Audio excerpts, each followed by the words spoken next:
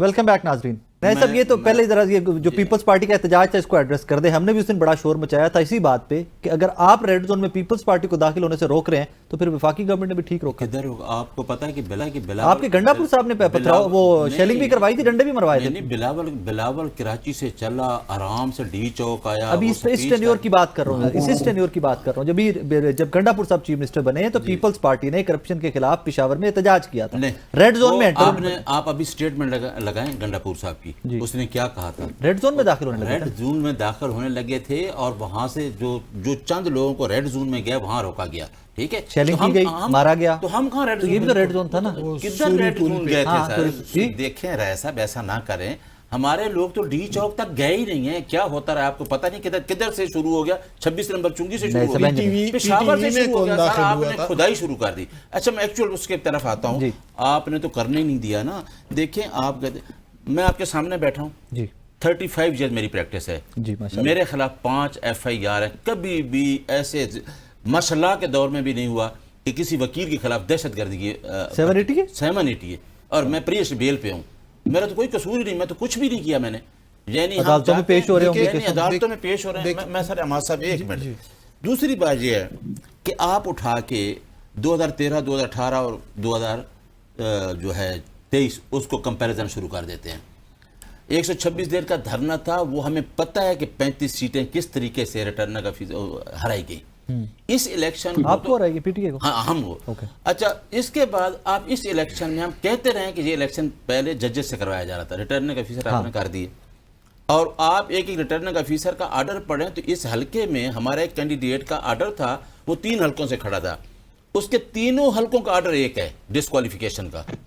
یعنی ایک ہی آدمی نے لکھا ہے اور اس پہ سائن کر رہا ہے. اور اچھا اگلی بات آپ یہ مجھے بتا دیں کہ پریزائڈنگ افسر نے فارم 45 سائن کیا. یہ 2018 میں ہوا, یہ تو نہیں ہوا نا. تو آپ کے پاس فارم 45 یہاں پہ وہ کہتے ہیں دیا ہی نہیں تھا. ایک اور چیز نہیں, لاسٹ میری بات رہے راج صاحب کہتے ہیں دیا ہی نہیں تھا فارم 45. ایک منٹ چھوٹا سا رہ گیا. آپ سر KPK میں چلے جائیں. یہ زید صاحب بیٹھے ہیں, ان کا ANP سے تعلق رہا ہے جی, نون لیگ. اب نون لیگ میں, اب نون لیگ میں.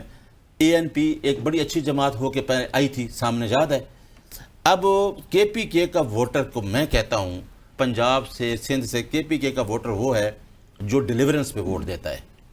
3 دفعہ ڈیلیور کیا تو انہوں نے ووٹ دیا. گنڈا پور کی ڈیلیوری ہے. میری بات تو سن سر, آپ ہم بیٹھ کے کہہ سکتے ہیں نا. میں نے آپ سے سوال پوچھا ہے. آپ پنجاب میں کیا ہو رہا ہے, صرف شو ہو رہا ہے.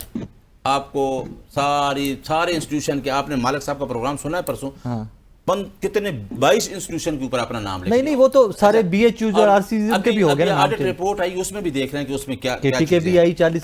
ٹھیک ہے, دیٹس فائن. وہ ڈسکرپنسیز ہیں بھی سیٹل کہ آپ نے ان کو, آپ ان کی گورنمنٹ کے پیچھے بھی لگے ہوئے ہیں کہ جی ان کی گورنمنٹ بھی ہم ختم کریں. یہ ان کو آرام نہیں آتا. پھر آپ نے 26 لوگوں کو پنجاب میں, یہ مجھے ایسا بتا دیں کس آئین اور کس رولز کے اندر لکھا ہے. واپس آ دیکھیے نیازی صاحب نے کہا کہ 780 ان کے خلاف, یہ بہت اچھے وکیل ہیں. ہم دیکھتے رہتے ہیں سارا دن سپریم کورٹ میں پارٹی کے لیے لڑتے رہتے ہیں.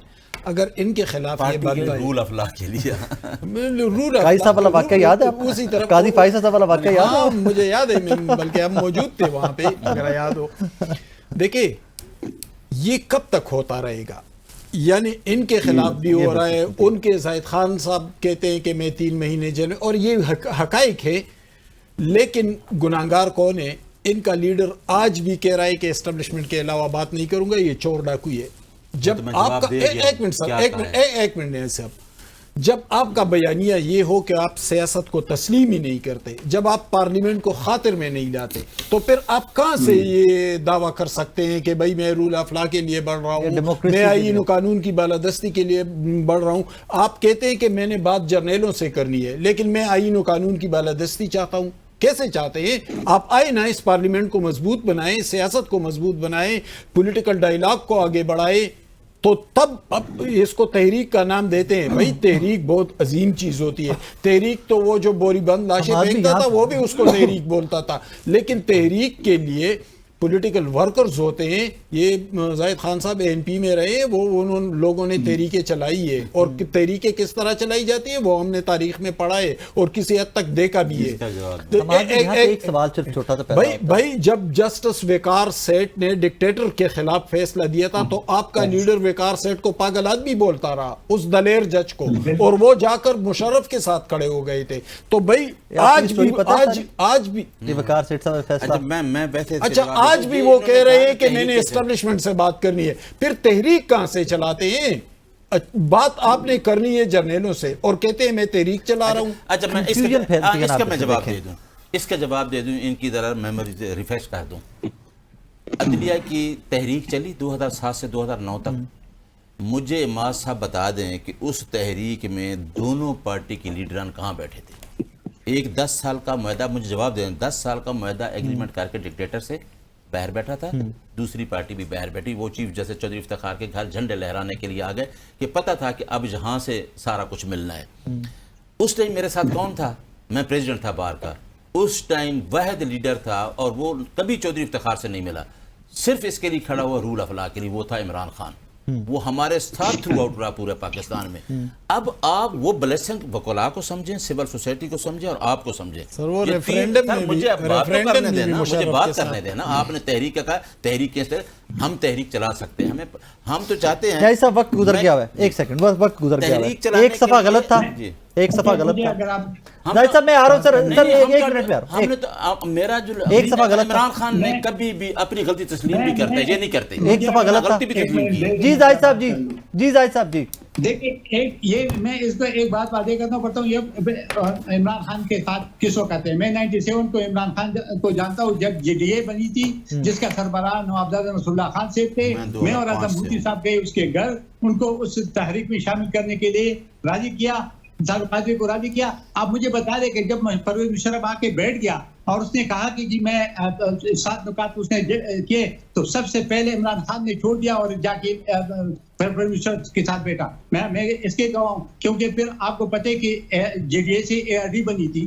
ARD اس لیے بنی تھی کہ پھر نواز شریف کو جب تختہ پلٹ دیا اور اس کو جیل میں ڈالا تو وہ لوگ بھی پھر اس میں شامل ہو گئے. تو MQM اور یہ عمران خان, یہ جو ہی وہ آ گیا, پرویز مشرف صاحب نے تخت سنبھالا, اس وقت اس نے لکھ دیا کہ جی میں اب اس اتحاد میں نہیں رہتا ہوں, اور یہ چلا گیا وہاں پہ. اب مجھے بتا دیں تو آپ نے تو ہمیشہ کے لیے ڈکٹیٹر کو سپورٹ کیا ہے. پھر 17 امینڈمنٹ میں آپ نے اس کو یہ بھی ووٹ دیا کہ آپ وردی پہن کر بھی بیٹھ سکتے ہو. آپ کیا بات کر رہے ہیں؟ لے کے کھڑے ہیں.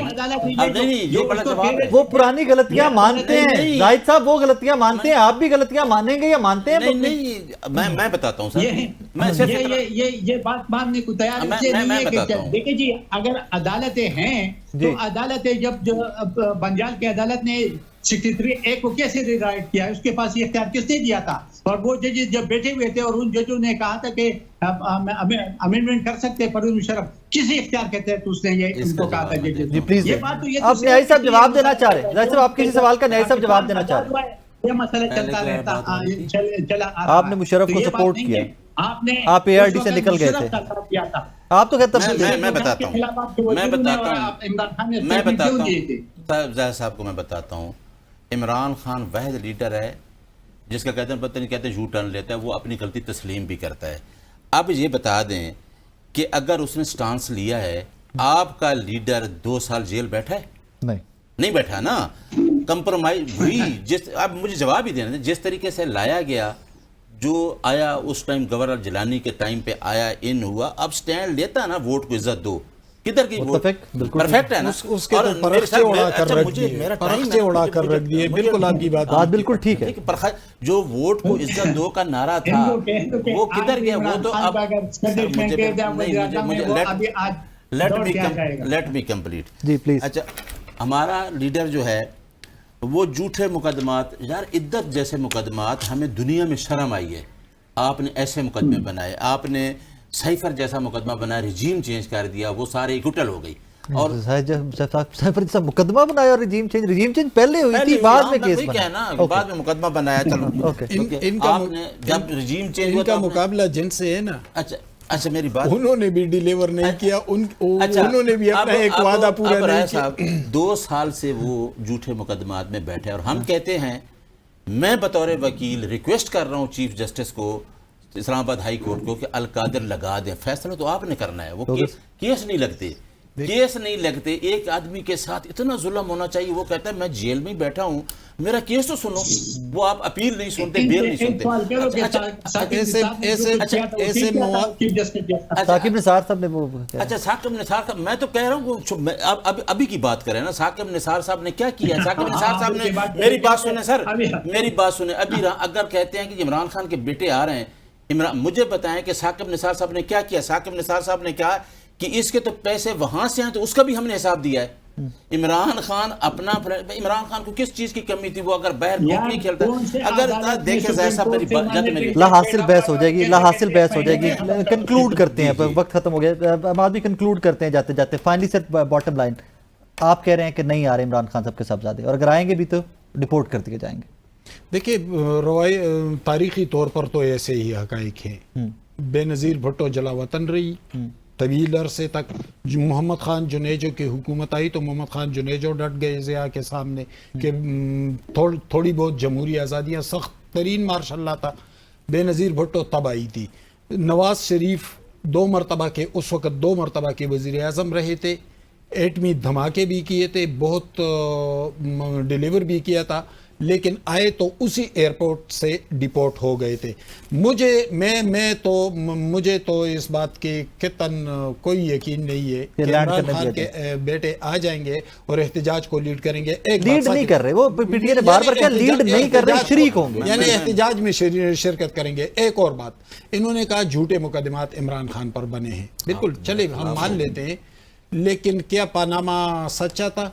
کیا ذوالفقار علی بھٹو کی پھانسی سچی تھی؟ 45 سال بعد اسی سپریم کورٹ نے اپنے فیصلے کو اڑا دیا. تو بھائی سارے جھوٹے تھے نا. یہی تو ہم آپ سے کہتے ہیں کہ آپ آئے آئین و قانون کی سربلندی کے لیے سیاسی ڈائیلاگ کو آگے بڑھائے, سیاسی جماعتوں کے. تھینک یو معاذ صاحب, نیاز صاحب تھینک یو ویری مچ. زاہد صاحب بہت شکریہ آپ کے وقت کا. ناظرین آج کا شو آپ اس دعا کے ساتھ اجازت دیجیے کہ ایونچولی سیاستدان اکٹھے بیٹھیں گے, تمام لوگ بیٹھ کر بات کریں گے تو ہی رول آف لا, ڈیموکریسی, ان تمام چیزوں کو اسٹرینتھن کیا جائے گا, ورنہ یہ جنگیں آپسی لڑتی رہیں گی اور کوئی اور اس کا فائدہ اٹھاتا رہے گا. اپنا خیال رکھیے گا, تو ہمیں یاد رکھیے گا.